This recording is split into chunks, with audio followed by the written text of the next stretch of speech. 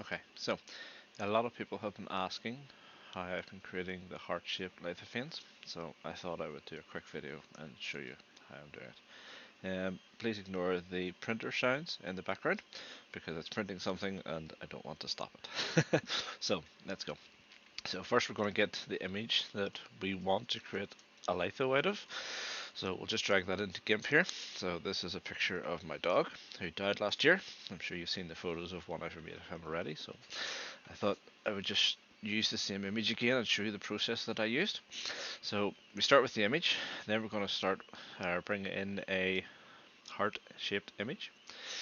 So we're going to go up to image, go to image scale, and take the height of the image. So we're just going to copy that. We're not going to make any changes there. So make sure you've got the heart-shaped selected, and go to layer, scale layer, and change that height to what you just copied. Then click up here just for that to change, make sure that that wee link is on, hit scale. That should then make that the same size. Next you want to go up here, right click on your layer and go to add alpha channel. You want to do that with both because you will be using that one shortly. So if we go back to the heart and then choose the magic wand select tool up here, click inside the heart.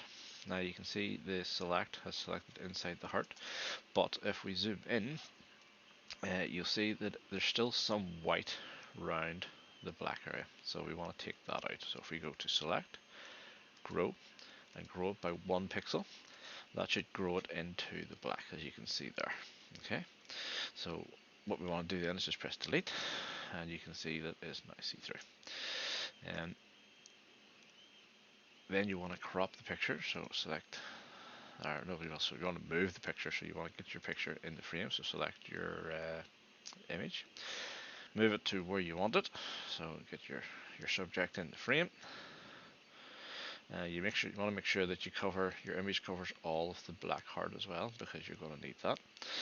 Now that you've got that in the right area, you can crop that down. So let's crop that down. You want to leave the white area, so you just want to select all of that. Go to image, crop to selection.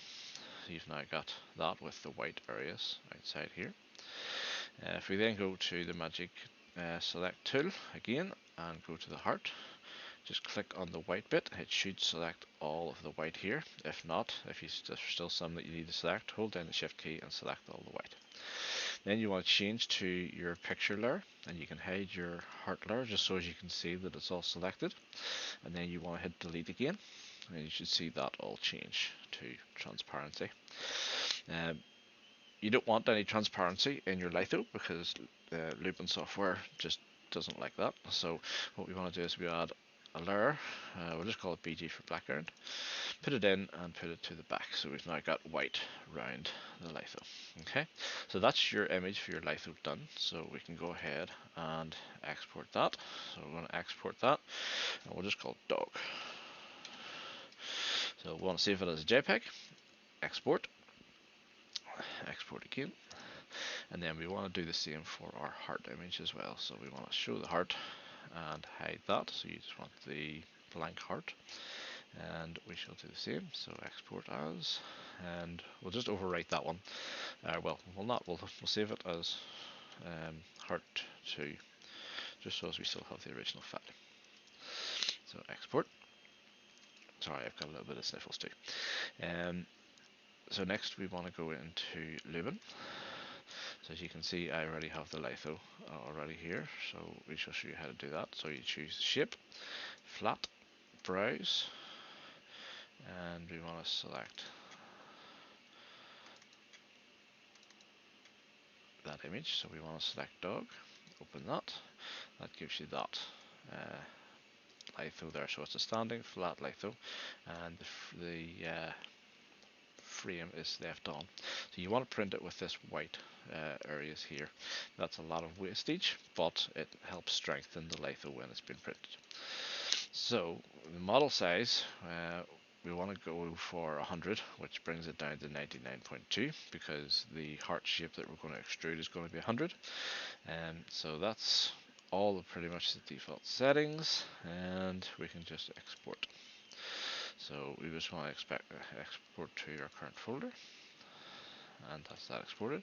So then we want to make the heart extrusion. So if we go to create, photo magic, it's on extrusion, so browse. So we want to select our heart, and as you can see there, it has automatically selected some default settings because I've been playing with it. So our model size is 100, which is what we want, so as that's the same size as the heart litho. You can change your settings here, so extrusion here will change the settings. Just change your setting, press enter, and you can change this setting here, so this brings that out a little. I tend to just keep that at 1. I might play with that in the future, but 1 is what I use at the moment. Elevation elevates it off the brace, so if we go 5 there, that can bring that up if you want it a bit taller. I usually just keep it at 1. Angle of elevation is the angle of this bit here, so if we bring that down, it comes down, so that just changes the angle. You can also just type that in and hit enter. And, oh, I'm there. That changes it back there. I tend to stick to 5 because it's just a nice wee angle. You can change to different types of extrusion, so you can change to the concave one, which goes that way, the convex one, which is the one I've been using, which goes that way. You can go the triangle, which gives you a kind of straight extrusion, and the vertical gives you a more vertical up and down. So if you've got a narrow space that you're thinking of, then you can do that. The only problem with that one is you don't get a lot of room in here for a light, so we'll stick to the convex one. Alright, so the next one down here is your base thickness. So you can go 0 if you don't want the base, or you can choose however much base you want. So I usually stick to 3. 3 is about decent size to keep it nice and strong and stuff. So that's your base done. So if you hit save model, and we should just save it. That's it saved. So the next thing I do with this is I take the heart into Tinkercad. Now I have this wee bit here that I keep in Tinkercad just for what I do with this. So this is the right dimensions for the USB cables that I use. They are flat lightning cables because the lightning ones happen to be white and the lithos are white. They match. I get them in a local shop. They're 69 pence, which is quite cheap for a USB cable at 3 meters.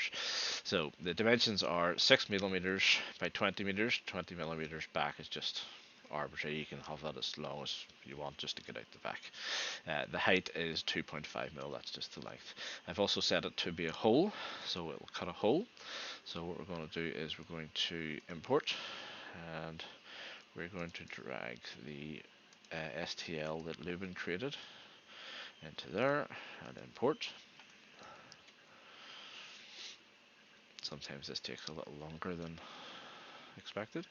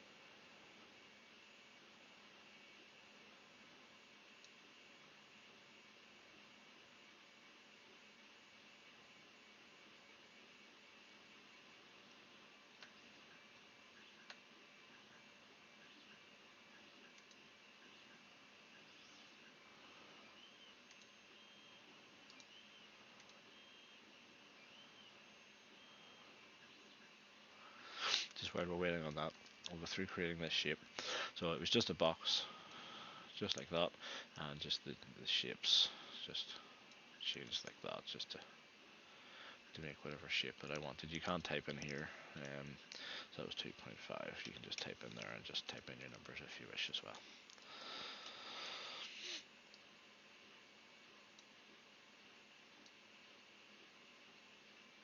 if you have a round cable, you could do the same with the cylinder. So you could just tip it on its side and then make your dimensions to match your cable. So you could do that too.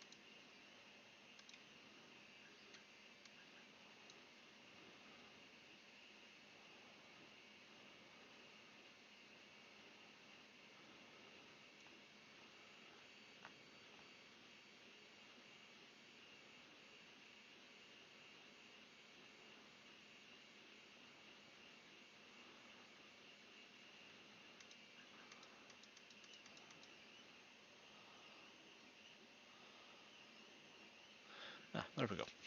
Okay, so this has brought in the frame that we just made in Luban. So I'm just going to close that over a bit, bring that up. So I'm just going to take this and I'm going to maneuver that to wherever I want it. I usually put it just at the back of here, which means when the cable comes in, it comes in flat.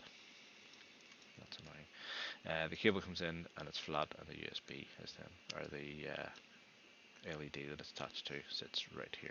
Alright, you can bring it in whatever side or whatever way you want. That's entirely up to yourself. I just like that method. So we're just going to group those two together. So we're going to select them, hit group. This can sometimes take a wee minute as well.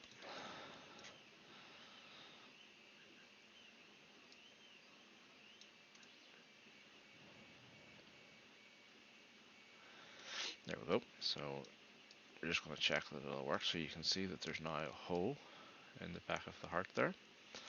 So that's good. That's what we want. So we're just going to select that and go to export.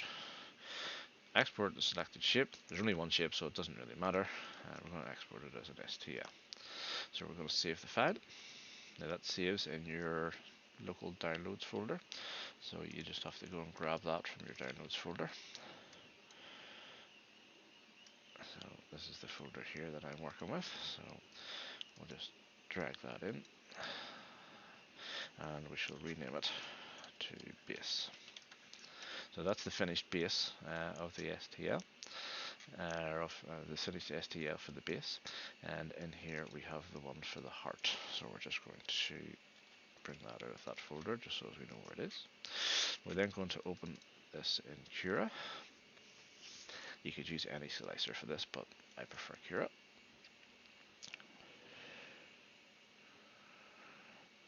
Mainly because it's free.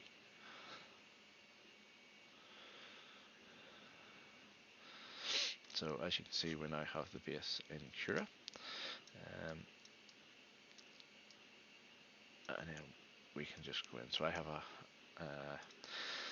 a different some settings here. Because this is the base, we can just go standard quality. It doesn't need to be as precise as the Lithophane will. So you can just do that one on standard quality to save on materials and printing time and stuff like that. You might want to turn on support depending on how far you extruded the heart. Sometimes this will need some support. Just be careful though, because it will put support into the little hole here, and when you're cutting it out, it's very delicate, so you might crack. I have one that cracked just across here. Now it wasn't noticeable, so it was okay, but you might crack it too far. So in here you've just got your normal settings. Sometimes you might need your different adhesion, your plate adhesion. For this it's not too bad because it has a nice big flat thing here to work with. So we're going to go slice.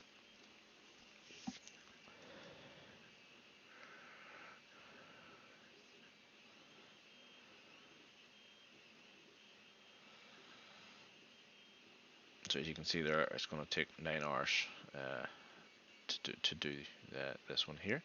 And if we look at the preview, as you can see there, it has generated some supports just because they come over quite a bit far, and you'll see that there is some support in there as well. Obviously, if you don't bring it over as far as that and you don't extrude up as too far, you might not need the supports. So you can go ahead and save that to a G-code file and take that to your printer. The next one is the heart Lithophane. So we'll have a look at that one next.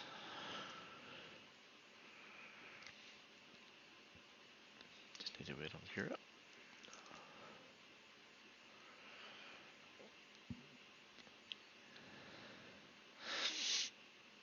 That's not the right one.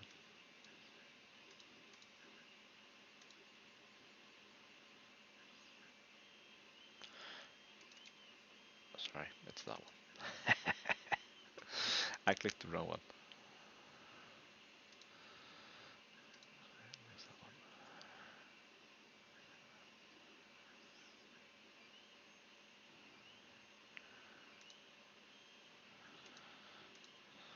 Okay, so here we are. We've got the Lithophane in the center of our bed. Now, in case you don't know, this indicates the front left-hand corner of your printer. And when you're printing a flat Lithophane, you don't want, well, you can do it. I've done it, but I find it there's a lot less motion and chance of it knocking it over and causing a fail if you turn the print 90 degrees. So we're just going to rotate that 90 degrees, so as when the bed is traveling back and forth, the air doesn't cause that to wobble as well. So it's kind of going back and forth that way. So I'm just going to take it up to super quality just so as it's nice and detailed. We don't need support because it's pretty much straight up and down. Now there is some bits in here that look like they might need support, but they don't come out horizontally enough to warrant the support. I have printed some with support and some with tree support, and getting the support material off is really tricky because the Lithphane below it is so delicate. So we're just going to slice that.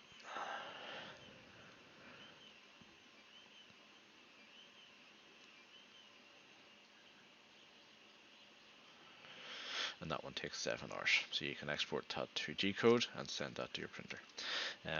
I do have another one that I need to do, so when I'm showing you what I'm doing with the printed out bits, it'll not be the same file. So I might as well show you with one that I've got to do rather than print this one out because I've already got that one.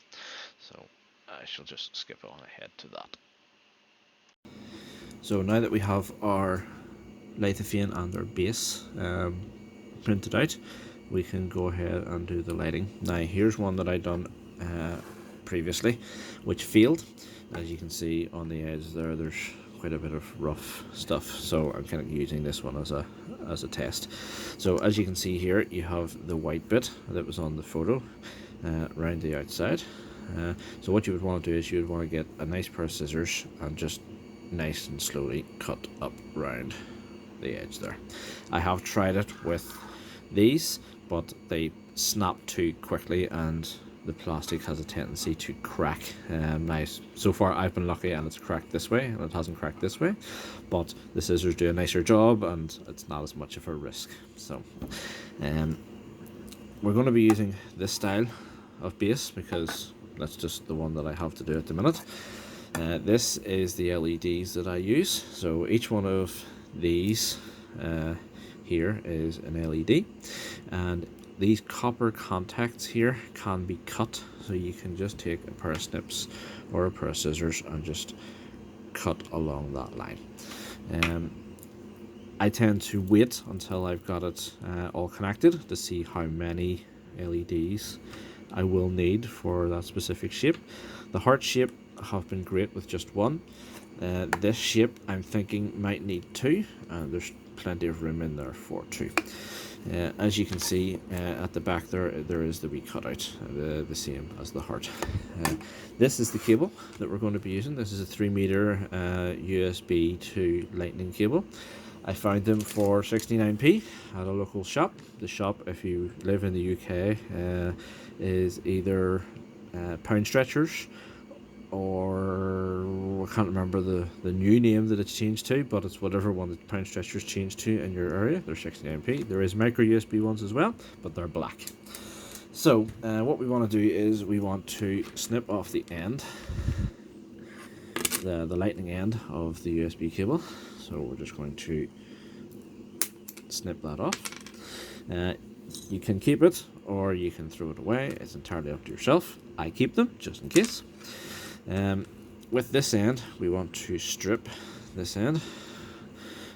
So we just want to strip enough off and expose the 4 cables. Now, in this particular cable, I don't know if any other ones, it's these 2 outer ones that carry the power. So what we can do is we can go ahead and snip these 2 off, just so as they don't get in the way. We also need to strip these 2 wires here. Sorry, I'm out of shot quite a bit there.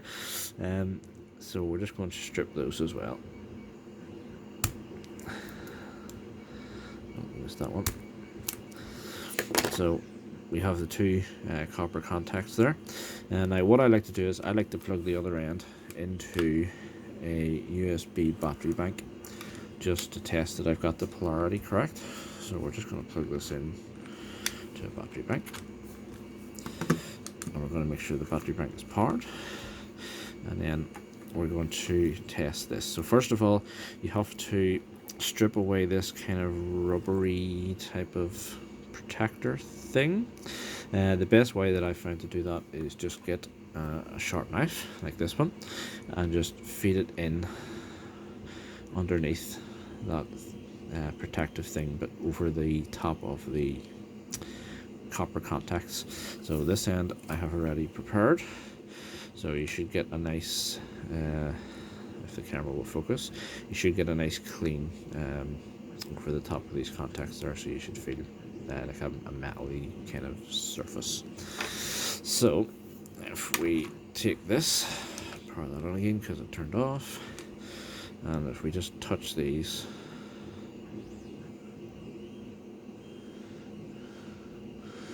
okay, that might have been the wrong way around. We'll try the other way. There you go, you can see that they light up. So there we go.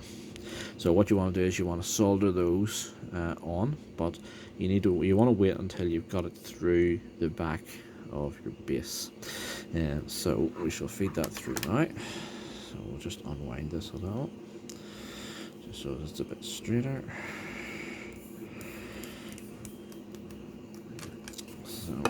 So as you can see here, this one has the wee bit there of support, so we'll just go ahead and we'll snip that out.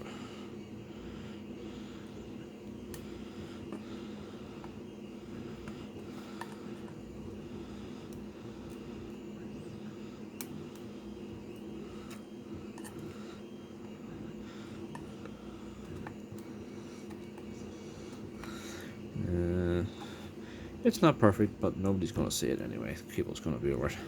So we're just going to feed the cable through. As you can see, it's a nice tight fit there. So once we get through, we're going to want to check that we have it the right way up, so that when it's in, the LED sits flat. So we're just going to test it against the contacts again.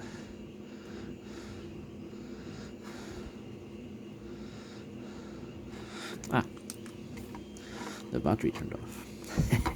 You can do this with a USB port on your computer, but when you're soldering, your computer kind of goes a bit nuts. It doesn't like that. I thought I killed my USB ports. So we've this one in the wrong way around, so we want to take that out, and we want to turn it over.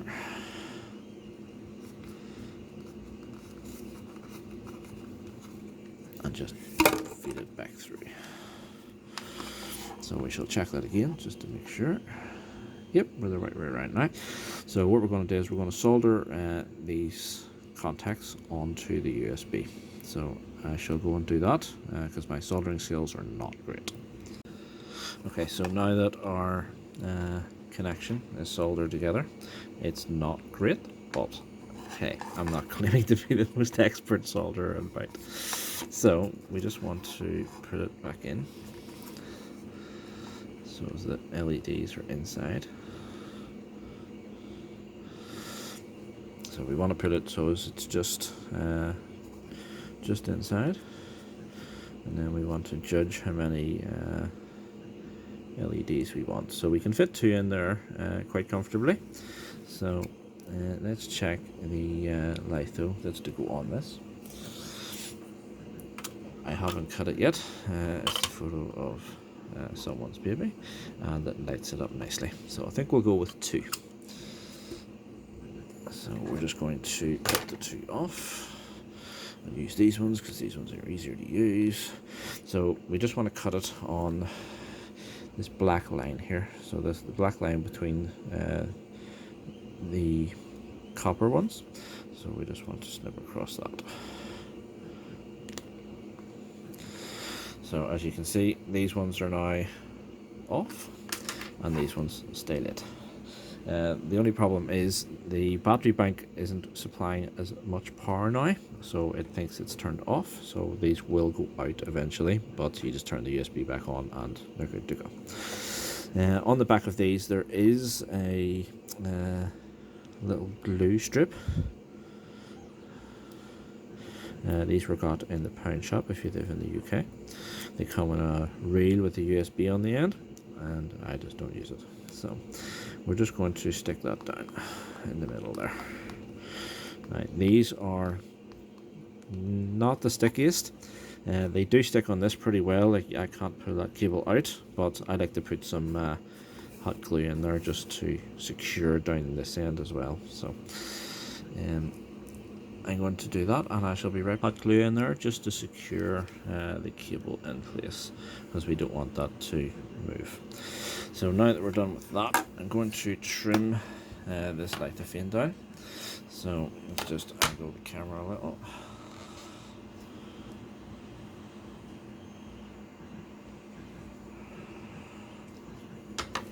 So I'm just going to trim off the brim that I used for bed adhesion. Sometimes if you have especially if you have a glass bed, this brim helps the litho stick to the bed. I have had one fail because it moved. I think it was the heart one I showed you earlier. So we'll take that off. So we just want to cut off the stands. So just be careful when you're cutting it off that you don't snap the rest of the litho. Yeah, let's use these for this bit.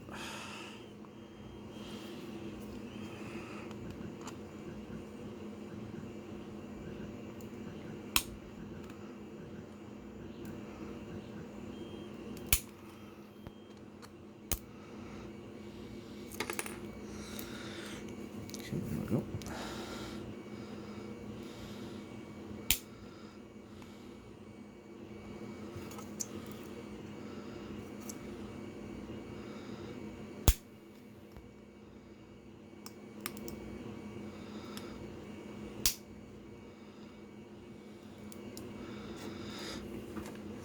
Let's move that out of the camera shot because that's just annoying.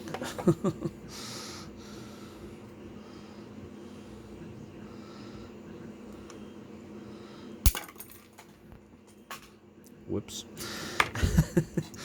So we're just going to use the scissors to trim this.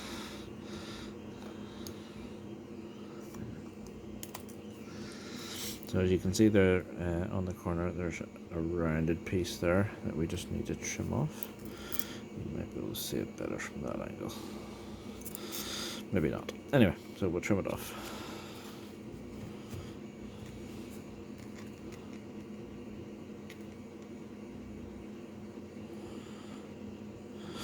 That's really hard to see.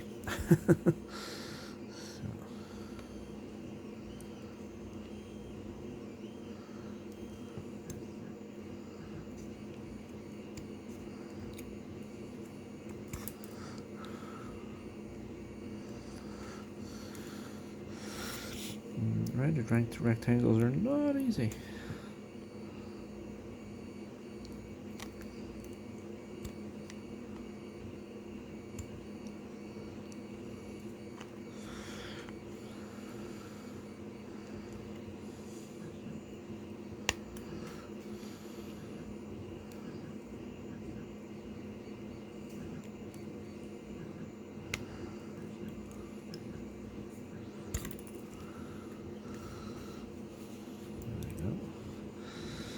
There's still a bit of brim on this bit.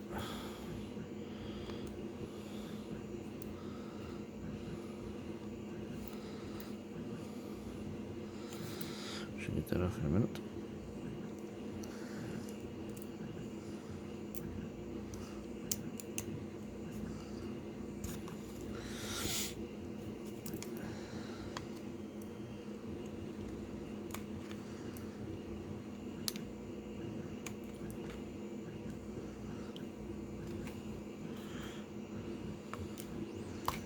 At this point, I'm just taking off the edges of the supports there. So we shall round that out with a file, and then we're nearly done. So this bit here, this bit's going to be tricky.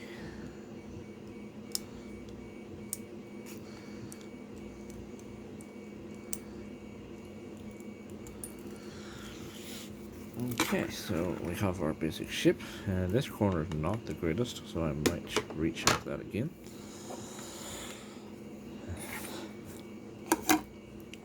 But we can check it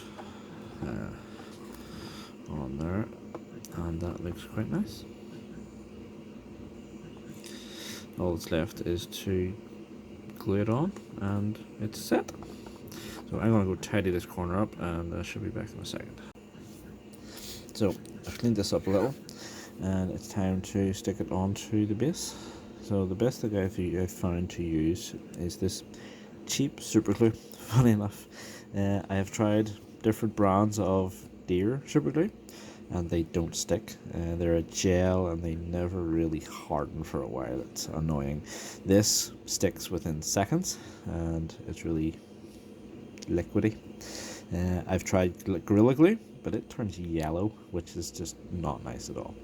So this works, so I'm going to use it. So you just have to be careful not to stick your fingers together. So I'm just going to put a wee light bit around the edge here. Now you don't need too much, so I'm not squeezing this in any form. I'm just putting a little bit of pressure on it.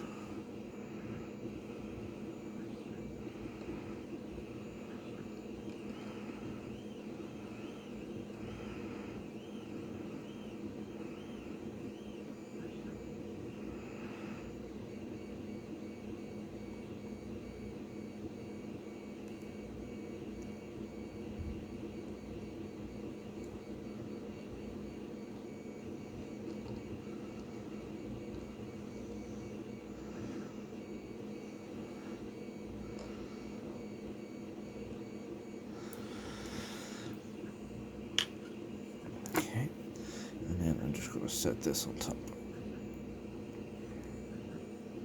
Being careful not to stick my fingers to it.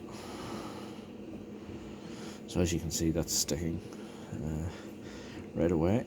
So we just have to make sure it's in the right location, which it is. Happy days. And then just apply some nice even pressure for about 30 seconds.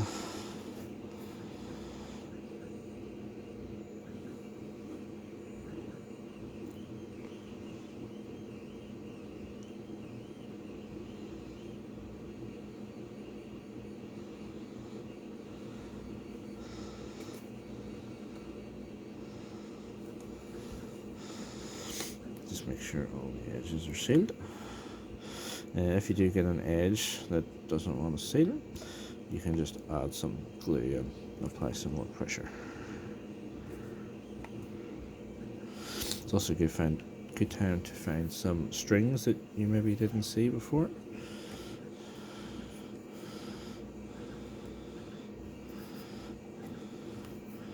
Or dog hair, depending on if you have a dog that's casting or not.